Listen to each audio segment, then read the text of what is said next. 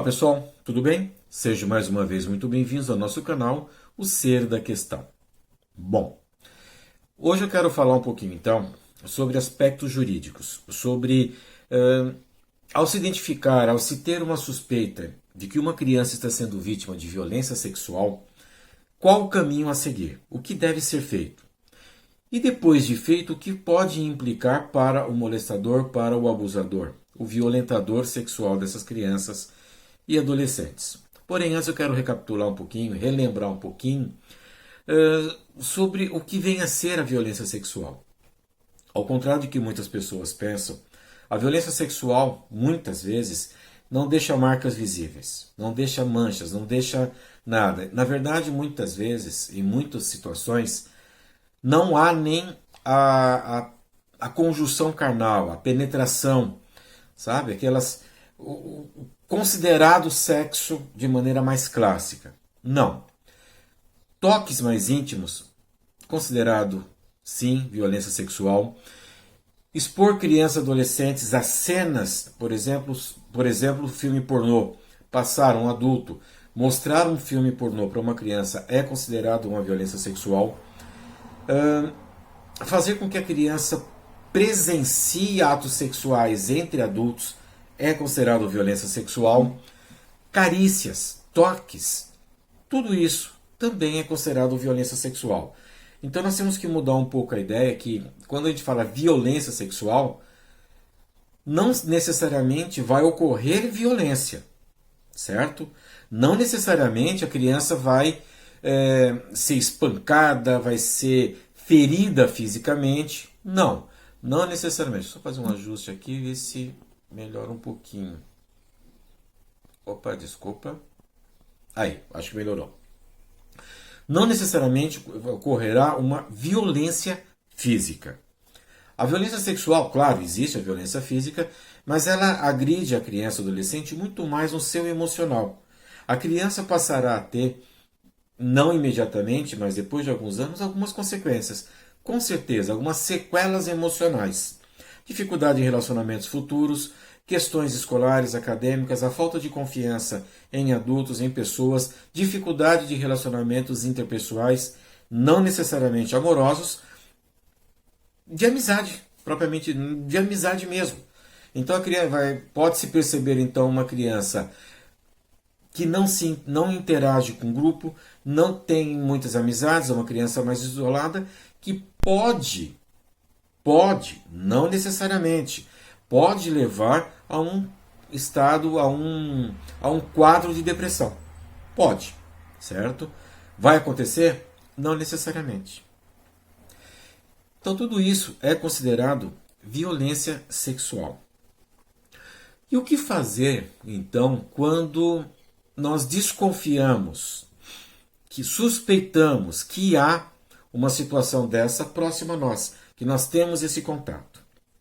Porque eu enfatizei suspeitamos, desconfiamos, porque não podemos afirmar com convicção nada, mesmo que tenhamos certeza.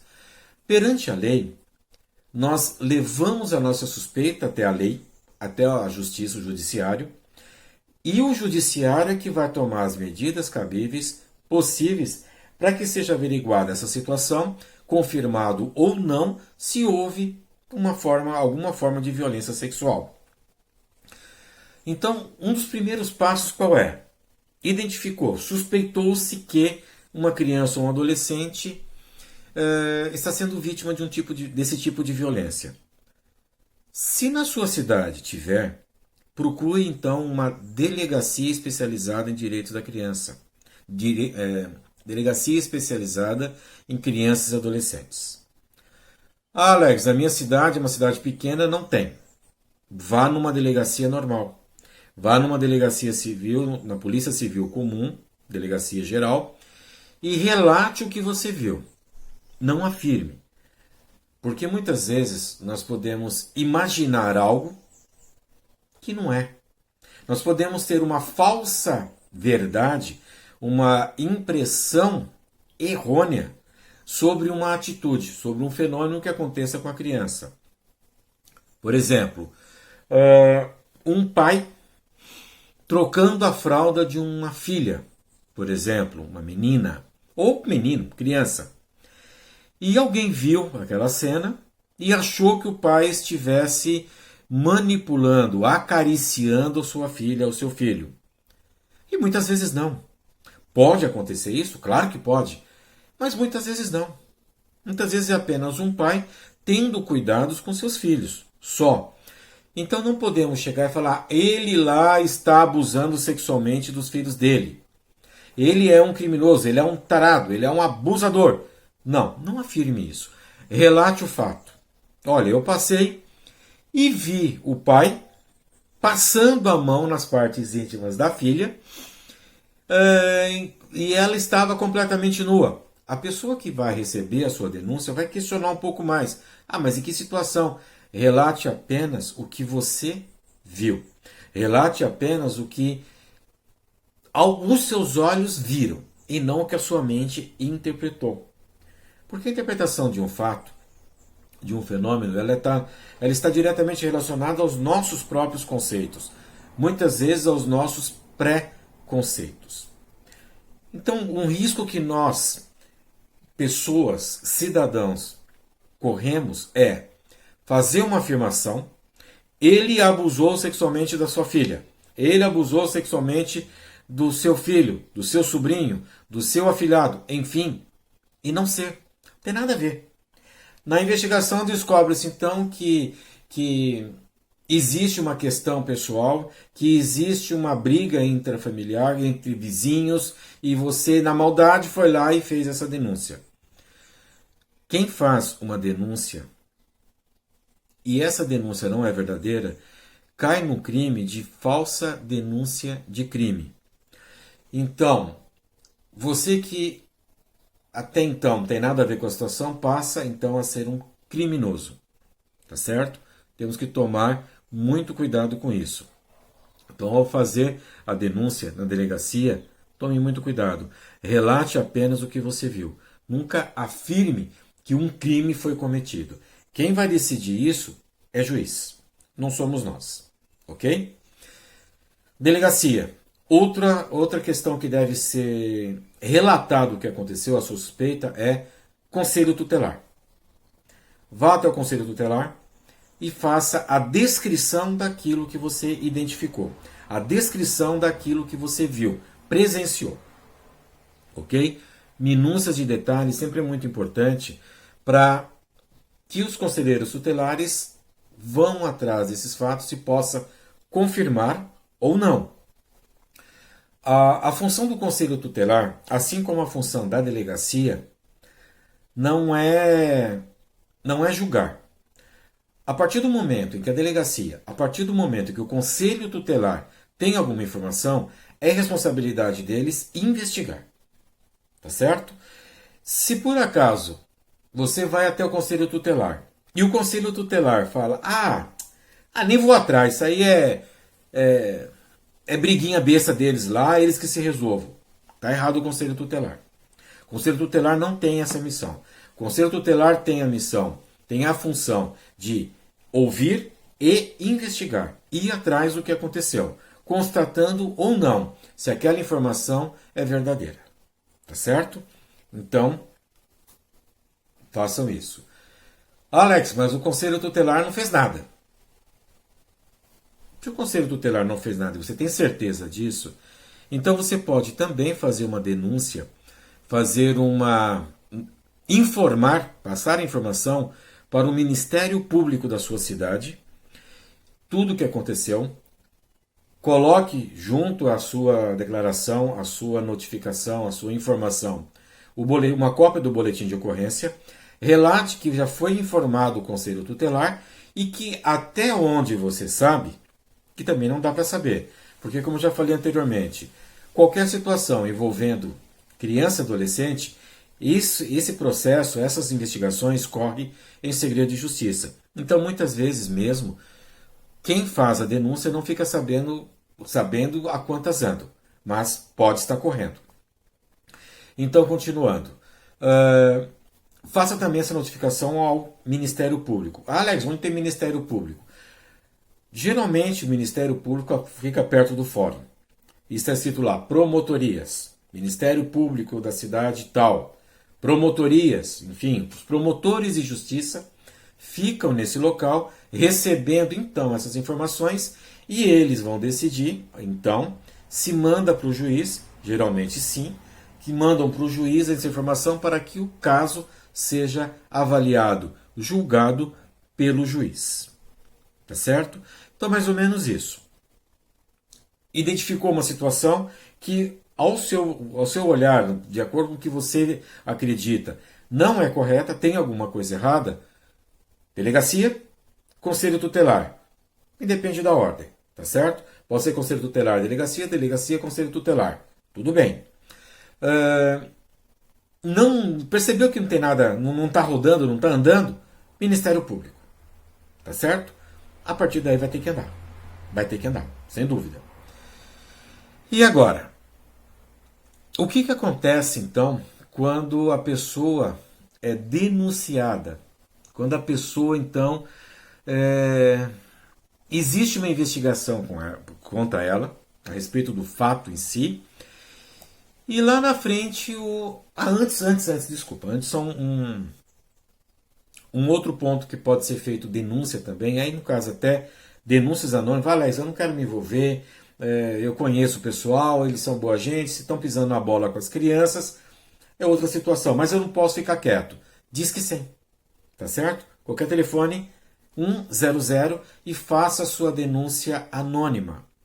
Descreva detalhes também, mas você ficará no anonimato, sem nenhum risco então para você, mas a justiça saberá o que está acontecendo e então haverá uma investigação. Ok? Continuando então. O que pode acontecer?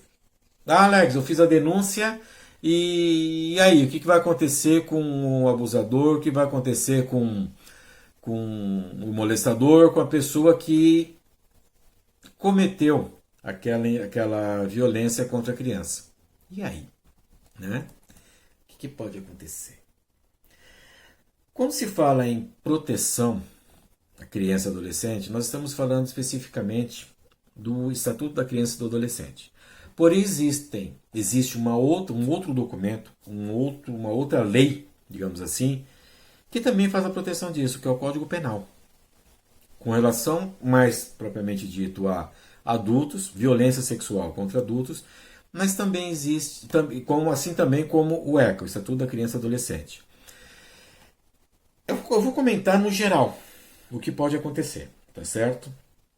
Só um ponto muito importante aqui, que algumas pessoas falam, mas eu não vou me meter, isso aí não é problema meu. É sim.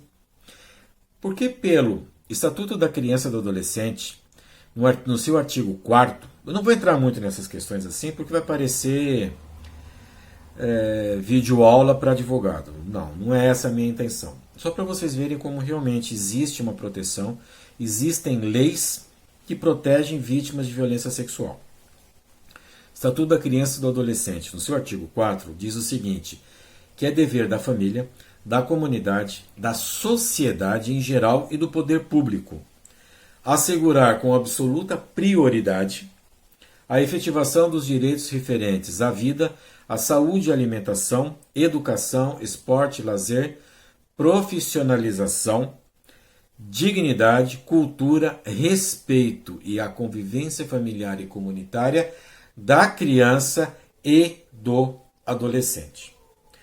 Se é dever, então, da família, da sociedade, comunidade e do poder público, nós temos também a obrigação de denunciar quando alguma coisa, algum desses pontos que eu descrevi agora, não estão sendo cumpridos de maneira satisfatória ao poder público, ao judiciário, à polícia, conselho tutelar. É nossa obrigação, porque também perante o Estatuto da Criança e do Adolescente, comete o crime, nós podemos cometer o crime por ação, efetuar a violência sexual, praticar a violência sexual, contra criança e adolescente, ou omissão, estou vendo acontecer e nada faço. Então sim, se você ficar sabendo de alguma coisa, se eu ficar sabendo de alguma coisa e não denunciar, não fizer alguma coisa a respeito, eu passo a fazer parte daquele crime por omissão. Então é crime a ação e é crime a omissão. Temos sim identificar uma situação em que uma criança ou adolescente esteja sendo vítima de algum tipo de violência, que seus direitos perante a lei não estão sendo assegurados, denunciar. É nossa obrigação. Não é se quiser, não. É obrigação nossa fazer isso. Tá certo? Então vamos lá, vamos falar um pouquinho da parte mais complicada do negócio, tá? Crimes sexuais instituídos pelo Código Penal. Vamos falar de uma maneira mais ampla. Crime sexual também é contra a criança e adolescente, só que é uma proteção mais específica. Eu vou falar então um aspecto mais geral, mais amplo, mais abrangente, que é pelo Código Penal. Crime de estupro rende ao culpado uma pena de prisão, de reclusão de 12 a 30 anos. 30 anos. Claro, se a pessoa, a vítima nesse caso, vir a morrer. Se ela não morrer, continuar viva após o ato violento, de 6 a 10 anos de prisão. É muito tempo, porque é um crime grave, extremamente grave, tá? Estupro, lembrando que qualquer atitude feita de uma pessoa com mais de 18 anos a uma pessoa com menos de 14 anos, independentemente do seu consentimento ou não, é considerado estupro. Carícias, toques, o sexo propriamente dito, a conjunção carnal, enfim, com uma pessoa entre uma pessoa com menos de 14 anos e uma mais de 18 anos, sim, é considerado pela lei estupro. Tá certo? Olha aí a pena, de 6 a 10 anos de reclusão. Olha, mas a menina, o garoto quis. Não importa. É considerado estupro. Para assédio sexual, de 1 a 2 anos. Assédio sexual de 1 a 2 anos. Olha aí um outro detalhe. Porém, ele é aumentado em 1/3. De 1 a 2 anos, em 1/3. Se a vítima for menor de 18 anos. Tem esse agravante, então. Tá certo? Assédio sexual a uma pessoa com mais de 18 anos, de 1 a 2 anos. Se a vítima tiver menos de 18 anos, aumenta 1/3 na pena dele. Vamos lá. Ter conjunção carnal ou praticar ato libidinoso com menores de 14 anos. Olha o que eu falei ali, ó. Que é considerado estupro de vulnerável. Reclusão de 8 a 15 anos. Piora um pouco a situação, né? Considera-se vulnerável não somente aquela pessoa que tem até 14 anos, tá? Não. Vulnerável é qualquer pessoa que não possa se defender.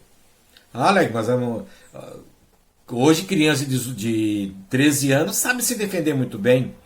Sim, mas o seu desenvolvimento emocional, o seu desenvolvimento cognitivo ainda está em formação. Então ela pode ser seduzida, vamos usar um termo bonito, né? Pode ser seduzida por uma pessoa mais velha, com mais experiência, com desenvolvimento emocional, com estratégias, com malandragens próprias de pessoas mais velhas. Então sim, é considerado vulnerável. De 8 a 15 anos de cadeia. Tá certo? Gente, não vou entrar na questão das penas. Não vou entrar se é certo isso ou não. Não vou. O que eu quero com esse vídeo é deixar muito claro que as denúncias têm que ocorrer.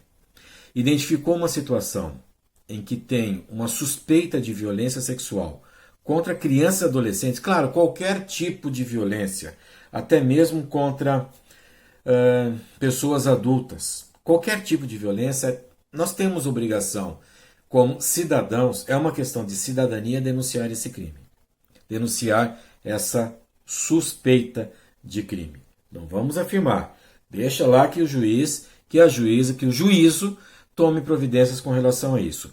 Nossa missão, nossa obrigação é fazer a denúncia, é denunciar, é fazer com que esses fatos cheguem ao poder judiciário, ao poder público. Ok? E fiscalizar, vigiar, estarmos atentos às mudanças. Tá certo? Porque assim, se eu for falar aqui para vocês toda a questão do Código Penal e todo o ECA, nós vamos ficar umas 4 horas aqui falando. E como eu sempre falo, não é a minha intenção fazer vídeos muito longos. Queria que esse vídeo fosse mais curto, mas infelizmente é um tema que tem muitos detalhes, muitas minúcias. Não dá para cortar muita coisa, porque senão vai ficar incompleto. Uma coisa importante, qualquer tipo de... Quando se trata de crianças e adolescentes, tem que ser feito de maneira mais ágil. Por quê? Acontece, como já conversamos, a dissonância cognitiva. Quando a criança é, por várias maneiras, várias formas, coagida até a mudar seu pensamento sobre o fato. Uma coisa muito importante, quando a criança mais para frente ela muda a versão dos fatos, não significa que aquilo não aconteceu. Significa apenas que por N fatores ela mudou o pensamento em função dessa prática chamada dissonância cognitiva. Tá certo? Pessoal, se quiserem saber um pouco mais, tiverem mais curiosidade a respeito disso, coloquem nos comentários que eu volto com esse tema, com as dúvidas mais específicas. Tá certo? Mais uma vez, muito obrigado então por estarem conosco nessa pequena apresentação. Fiquem bem. E não esqueçam de dar o like, não esqueçam de se inscrever no canal. E se gostaram mesmo, compartilhem. Tá certo? Mais uma vez então, muito obrigado e fiquem bem.